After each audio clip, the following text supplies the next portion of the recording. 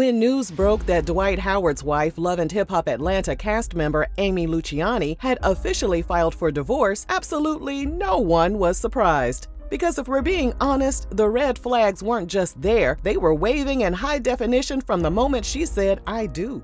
From public scandals to bizarre online behavior and everything in between, Dwight has been moving like a man unfit for a quiet domestic life. And today, we're unpacking all the signs of this hot, stinking mess. But before we jump into it, don't forget to scoop up something to munch on at rrgsnacks.com, our online concession stand that has an assortment of applewood smoked bacon jerky, freeze-dried goodies, and butter toffee peanuts. To provide a better insight into why this relationship was doomed from the start, we must take you back to the 2004 NBA draft, when Dwight was selected as the first overall pick by the Orlando Magic. The Atlanta native quickly rose to prominence for his physical presence and defensive prowess. As a devout Christian since his youth, Dwight took pride in speaking about his faith. He slept under a wooden cross and a framed copy of the Ten Commandments. Oh, no. This was doing the most, okay?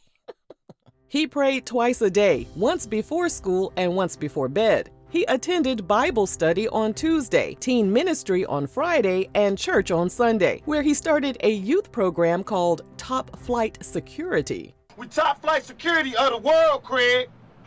He once claimed that he would convince the NBA to add a cross to its logo. When he entered the league, he publicly stated that he was a virgin and expressed his desire to be a positive role model for both young fans and his teammates. After just 3 years in the NBA, he knocked up Orlando Magic cheerleader Royce Reed. Now wait a minute now. Pump the brakes. How we go from reading the Bible twice a day and sleeping under a cross to having premarital boot knocking? Fix it, Black Jesus. And this was just the beginning of Dwight's evolution from being holier than thou to baby daddy Hall of Famer with a pull-out game so weak it could qualify for disability. Bestie, you know you messy as hell. Messy, messy, messy. Now, let's do a bit of a recap. Dwight's public identity was deeply entangled with his religious convictions. As a young player, he didn't just express faith, he branded himself with it. But underneath that polished spiritual image was a more conflicted reality. Psychologically, this split between religious devotion and private behavior isn't uncommon, especially in individuals raised within highly structured, moralistic belief systems. According to psychoanalytic theory, intense suppression of natural impulses, such as sexuality, often leads to secret actions that contradict the very values one outwardly upholds. Swiss psychiatrist Carl Jung referred to this as the shadow self, also known as the parts of us we try to hide but unintentionally act out when the mask slips. Dwight's early insistence on purity, his rigid moral framing, and his fall from that pedestal mirror a pattern seen in many public figures, because typically those who preach the loudest often hide the most. As of the time this video was recorded, Dwight had already fathered 5 children with 5 different women. And yep, this all happened before Amy even entered the picture. So before he swept Amy off her feet, he dated a bunch of different women. But no matter how many walls he was knocking down, he couldn't shake the rumors about his sexuality. Back in 2018, a transgender social media influencer named Mason Elehi took to Twitter, claiming he had been involved in a relationship with Dwight Howard.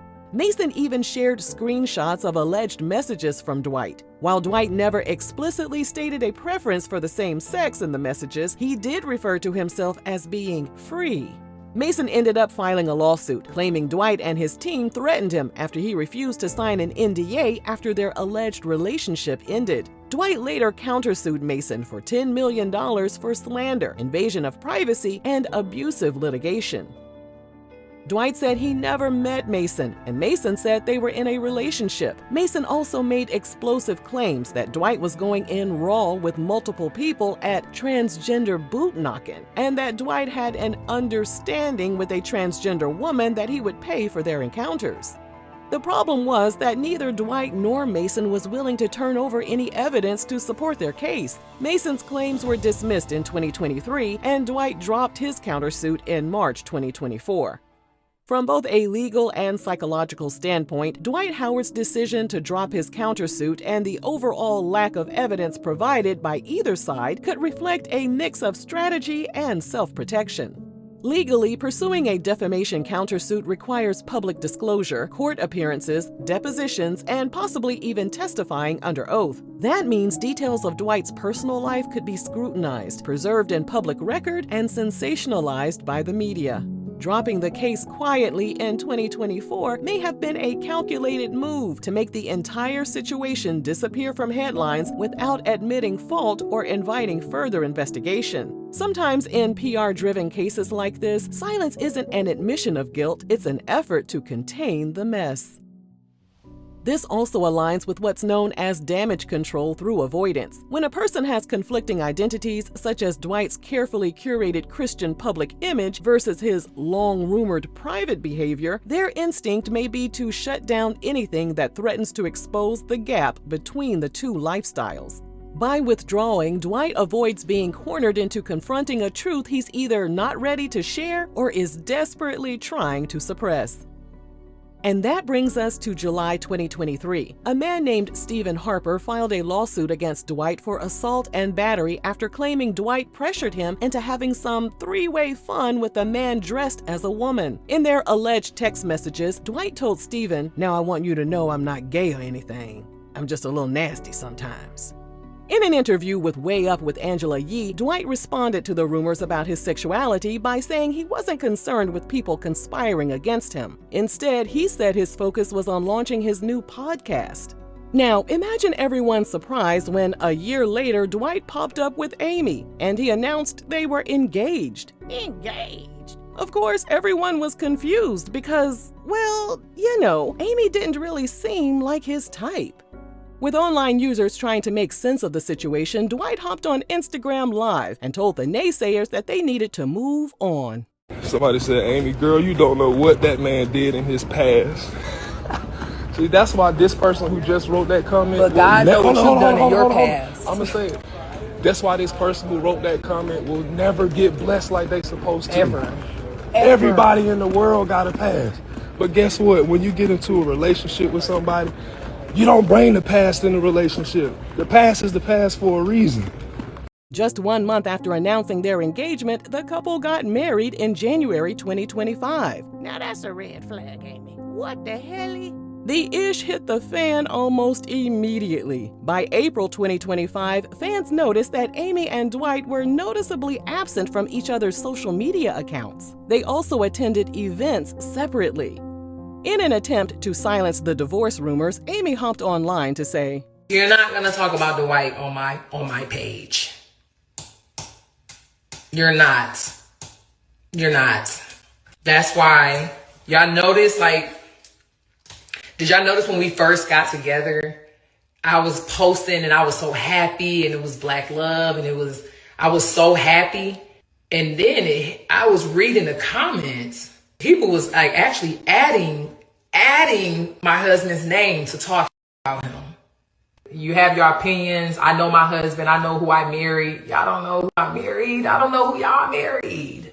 So I wanted to really show my life and the changes. But people were so negative and so nasty that I was like, maybe I got to turn into that girl who don't show y'all nothing. But when a couple goes from constantly flaunting their love online to suddenly going radio silent on each other's pages, it's usually a sign that things are going up in flames behind the scenes. And welp, surprise, surprise! Amy filed for divorce on July 1st, 2025, after 6 months of marriage. According to court documents, Amy said the marriage was irretrievably broken, with no prospects for reconciliation. 1 day later, a mutual restraining order was filed. Not a mutual restraining order. They was putting them paws on each other. Fix it, Jesus. Amy has asked the court for all marital assets and property to be divided equally between her and Dwight. She also requested alimony. After 6 months of marriage, girl, if you don't get the on, call Mona Scott Young and ask her for a check. That's what you do. So what could have possibly gone wrong? Well, we're no experts, but all signs point to some tomfoolery. Amy's divorce filing was more like a confirmation of what many had loudly suspected. On the surface, the split might seem sudden, but beneath the surface lies a complex web of emotional misalignment, identity conflict, and a glaring issue that no amount of public affection or sharing toothbrushes can hide. Sharing toothbrushes? What in the gingivitis is going on here? We hate to say it, but it's possible that Dwight isn't fully living in his truth. Psychologically speaking, marriages crumble for many reasons, but one of the most common reasons is incongruence. This is when the image someone presents doesn't match the reality of who they are. Dwight spent most of his career caught between the expectations of a profoundly religious persona and the increasingly public accusations and rumors about his private life. He was constantly managing a carefully curated identity, and that kind of emotional performance eventually becomes exhausting for the person wearing the mask and the person who is trying to love them through it. Amy, who herself is outspoken, savvy, and emotionally intelligent, likely saw through the cracks early on. At first, she may have tried to justify the disconnect, telling herself that love requires patience or that Dwight's past didn't have to define their future. But love can't survive in a vacuum of emotional unavailability, secrecy, or spiritual bypassing. University of Houston research professor Dr. Brené Brown says, "Connection is why we're here. It's what gives purpose and meaning to our lives." But genuine connection can only happen when both people feel safe enough to be fully seen. If Dwight couldn't fully show up as himself or wouldn't allow Amy into his emotional reality, then what they had was surface-level love dressed up to look like something more profound. And no matter how many cute Instagram videos they shared, a connection without vulnerability is like a house with no foundation. It will collapse at the first sign of pressure. Bestie, you done went and got your psychology degree, ain't it? Ain't it? Amy's decision to walk away may not have been about one specific lie or a moment of betrayal. It could have been about the slow realization that she was in love with someone who wasn't ready to face himself. And when you're married to a man still performing for public validation, you start to feel like a supporting actress in his show rather than a partner in a shared life. In the end, divorce was likely the most honest thing Amy could do. When someone refuses to live in their truth, the people closest to them suffer the most. And sometimes the only way to protect your peace is to stop waiting for someone to show up as who they really are. As always, we'll keep an eye on this story to see if Amy spills the beans on what really went wrong. But for now, we're just gonna sit back, eat our snacks, and mind our business. Bestie, now you know you ain't about to mind a damn thing with your messy self.